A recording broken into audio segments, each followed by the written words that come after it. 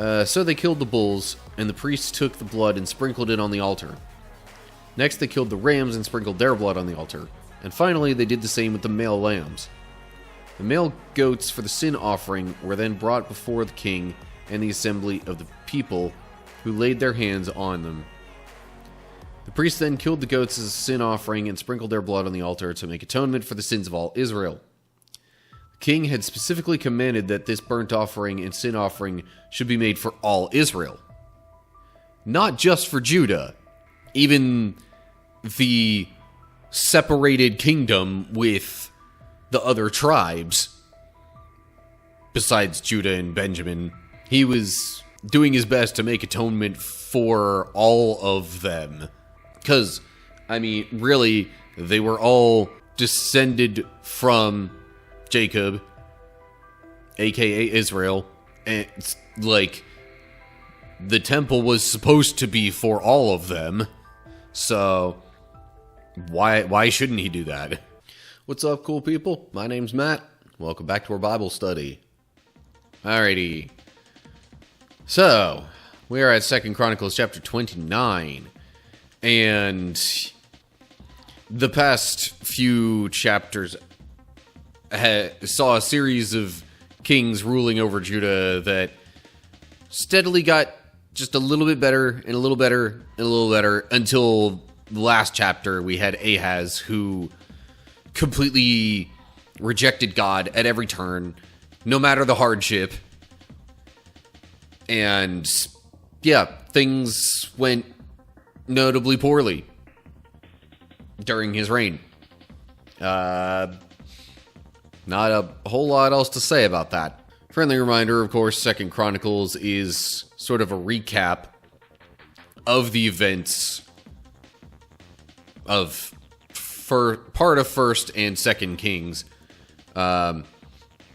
Really, 1st and 2nd Chronicles is, I think it was Ezra, kind of recapping the history of God's people for the exiles of Judah who got conquered by Babylon, and he's trying to A, get them back to following God more closely or at all, and B, maybe try to convince them to go rebuild the temple. But, yeah, like I said, past few kings were trending upward, and then very bad king in the last chapter. So let's see what kind of follow-up we get to that here in 2 Chronicles 29. Hezekiah was 25 years old when he became the king of Judah, and he reigned in Jerusalem 29 years. His mother was Abijah or Abijah, I'm not sure of that pronunciation. Anyway, the daughter of Zechariah. He did what was pleasing in the Lord's sight, just as his ancestor David had done. See, okay, that is kind of noteworthy because there were multiple kings mentioned that it said they did what was pleasing in the Lord's sight, but not quite to the extent of David. As far as seeking God, being, quote, a man after God's own heart, and that kind of stuff, David was the example to follow. And so, if it's saying Hezekiah was like David, then you could believe A, he followed God closely, B, he encouraged the people of Judah to follow God, and probably C, a bunch of tearing down of idols and things like that. But maybe we'll get there as we progress through the chapter. But it's looking good so far. Let's move on to verse 3. In the very first month of the first year of his reign, Hezekiah reopened the doors of the temple of the Lord and repaired them. He summoned the priests and Levites to meet him at the courtyard east of the temple. He said to them, "Listen to me, you Levites. Purify yourselves and purify the temple of the Lord, the God of your ancestors. Remove all the defiled things from the sanctuary. Our ancestors were unfaithful and did what was evil in the sight of the Lord our God. They abandoned the Lord and his dwelling place. They turned their backs on him. They also shut the doors to the temple's entry room, and they snuffed out the lamps. They stopped burning incense and presenting burnt offerings at the sanctuary of the God of Israel. That is why the Lord's anger has fallen upon Judah and Jerusalem. He has made them an object of dread, horror, and ridicule, as you could see with your own eyes.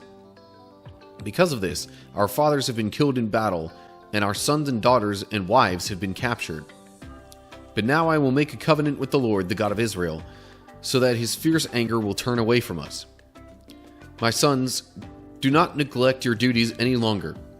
The Lord has chosen you to stand in his presence, to minister to him, and to lead the people in worship and present offerings to him." Alright, I'm going to pause there for a bit. So, I think it was specifically Ahaz who closed the doors of the temple. So, it wasn't really that long exactly that the temple was closed. I mean, let me back. Yeah, Ahaz closes the temple. Pretty much spells it out there for you. But there were kings before him who didn't worship the god real closely, if at all. And even the ones who were close with God themselves, they didn't necessarily, encourage/push the rest of the people toward worshiping God. So, all that culminating with Ahaz closing the temple doors in the last chapter necessitated this. If Hezekiah is going to truly lead the people in, dedicating themselves to God. So, yeah. And of course, he has to talk to the priests and Levites about this, because they're the ones who would be doing the things in the temple all the time. And of course, he recognizes, as was probably evident from Ahaz's rule in particular, that, not worshiping God, not dedicating themselves to God, is a big part of the reason things were bad beforehand. So, yeah. The chapter's not exactly short, so I'm not going to dawdle too long coming up with other things to say. Let's move on to verse 12. Then these Levites got right to work. From the clan of Kohath, Mahath son of Amasai, and Joel son of Azariah. From the clan of Merari, Kish son of Abdi, and Azariah son of Jehalalel. From the clan of Gershon, Joah son of Zimmah, and Eden son of Joah. From the family of Elizaphan, Shimri and Jael. From the family of Asaph, Zechariah and Mattaniah. From the family of Heman, Jehiel and Shimei. And from the family of Jeduthun, Shemaiah and Uzziel. These men called together their fellow Levites, and they all purified themselves. They began to cleanse the temple of the Lord, just as the king had commanded. They were careful to follow all the Lord's instructions in their work. The priests went into the sanctuary of the temple of the Lord to cleanse it, and they took out to the temple courtyard all the defiled things they found. From there, the Levites carted it all out to the Kidron Valley. They began the work in early spring, on the first day of the new year. And in 8 days they had reached the entry room of the Lord's temple. Then they purified the temple of the Lord itself, which took another 8 days. So the entire task was completed in 16 days.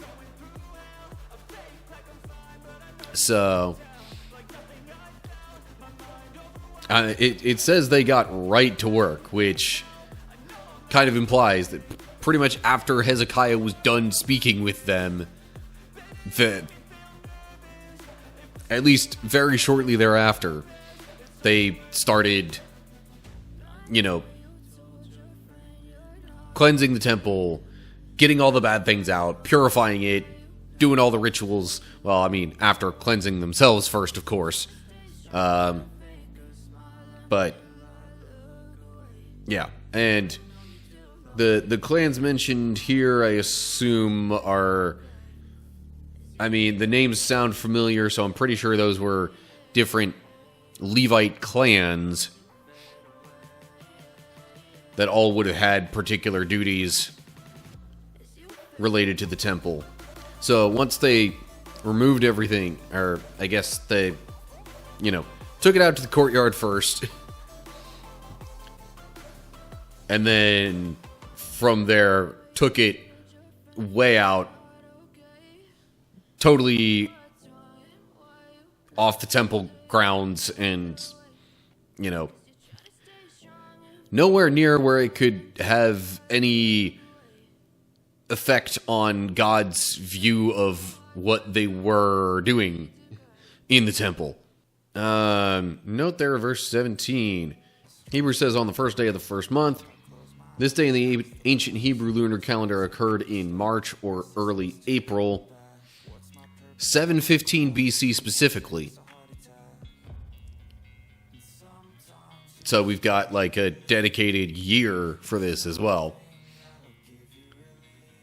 And then it took 16 days, so like little over 2 weeks. So it definitely wasn't like a whole nother season or anything like that by the time they were done. But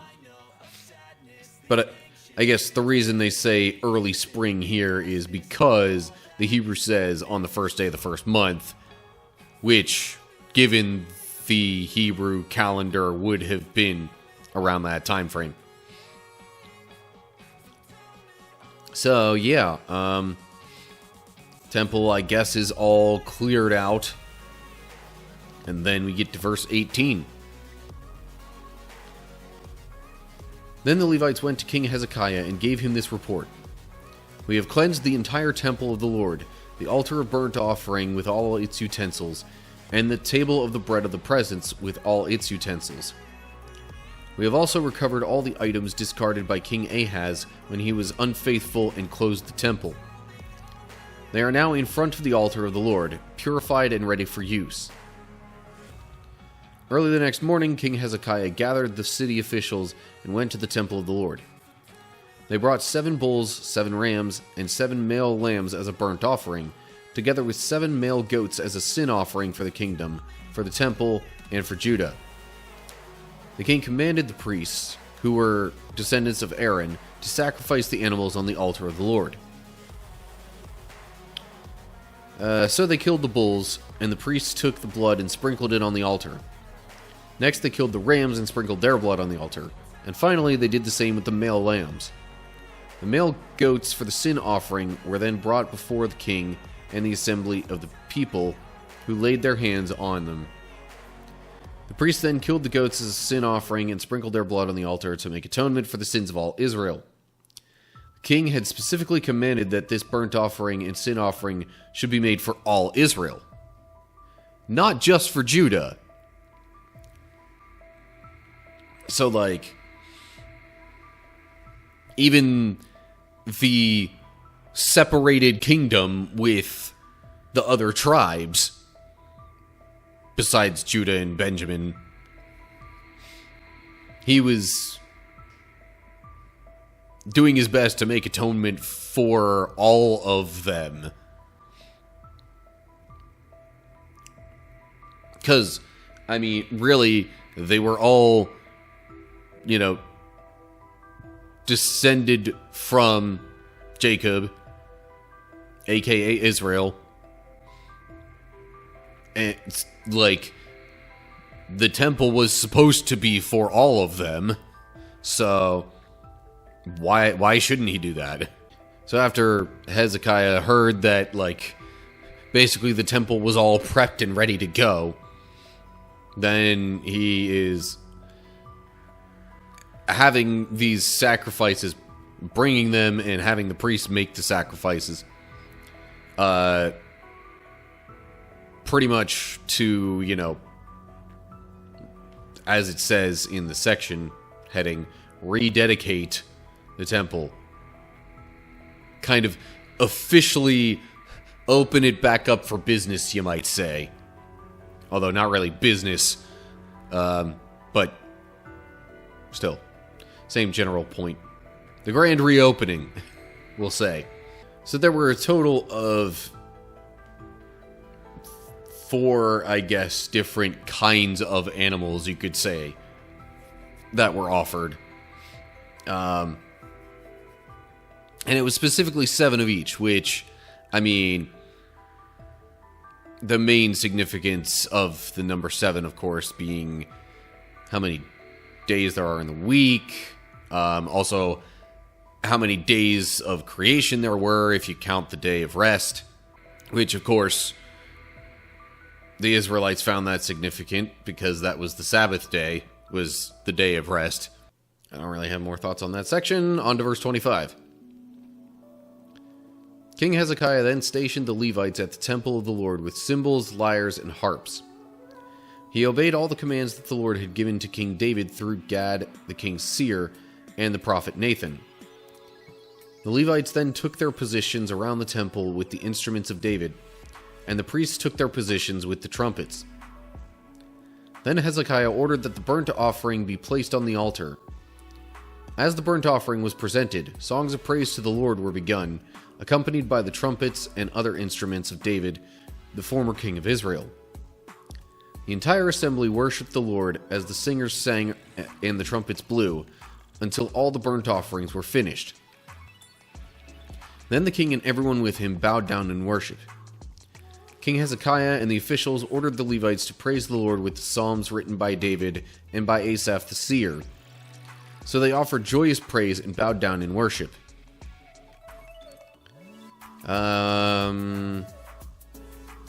Alright, so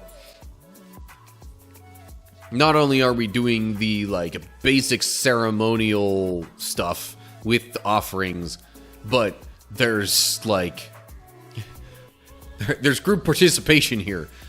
Getting all the people singing and praising throughout that. And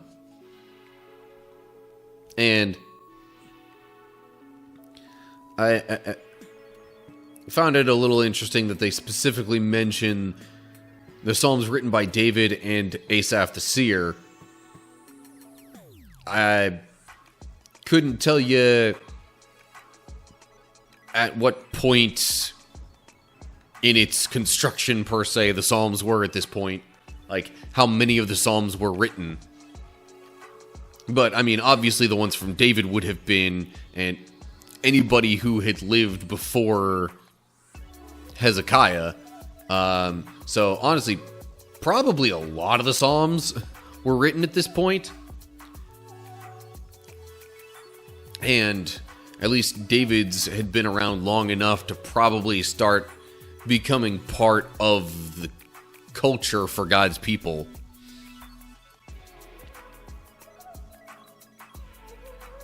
So, Hezekiah must have found those especially fitting for the rededication of the temple. I mean, the temple was kind of David's idea. As far as the ones from Asaph the seer, I'm not quite sure if there's any specific tie-in there. Or if he just also liked those ones. Okay, so singing, praising, psalms, instruments. And then verse 31. Then Hezekiah declared, "Now that you have consecrated yourselves to the Lord, bring your sacrifices and thanksgiving offerings to the temple of the Lord."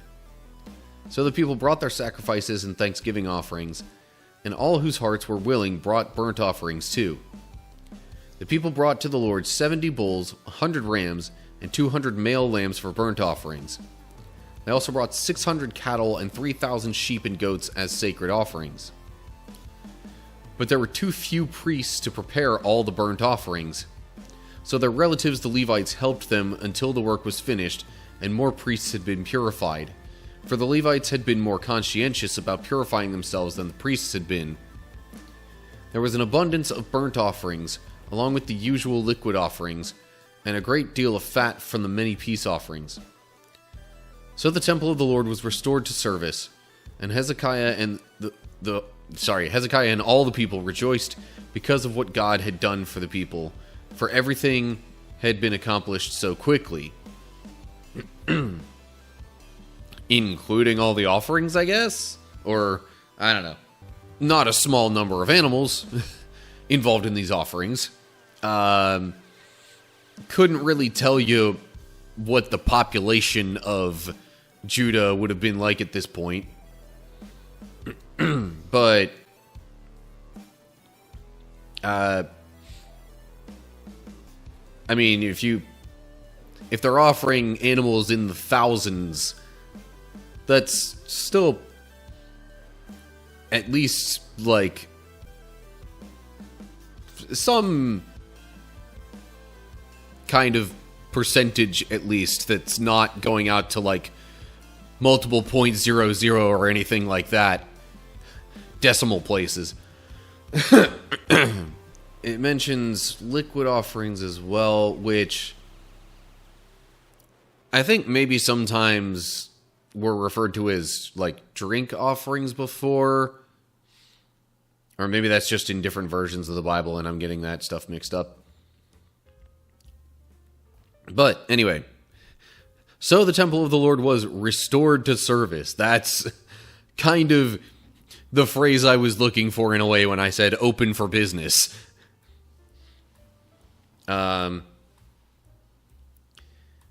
So it seems like everything's kind of good, or at least off to a real good start, with Hezekiah leading the people towards worshiping God and following his commands and all that kind of stuff. Were there any other notes anywhere in here that I missed? Doesn't seem like it.